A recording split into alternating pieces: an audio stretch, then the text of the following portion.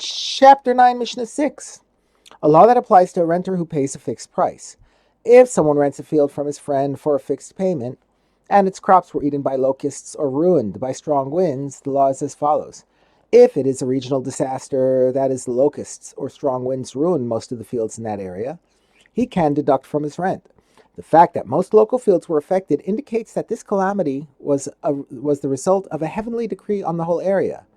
Therefore, both the owner and renter must share in the loss. But if it is not a regional disaster, that is, most of the fields in the area were not affected, the renter cannot deduct from his rent. In this case, the owner can argue that since only the renter's crops were damaged, it must be due to the renter's bad fortune, and he must absorb the loss himself.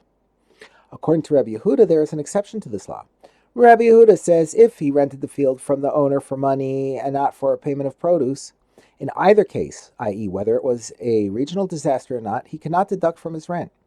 Even if the disaster was the result of a heavenly decree on the whole area, the fact that only produce was destroyed indicates that the decree was against produce and not against money. Since the owner is not paid in produce, he was not included in the decree and should not lose out because of the disaster.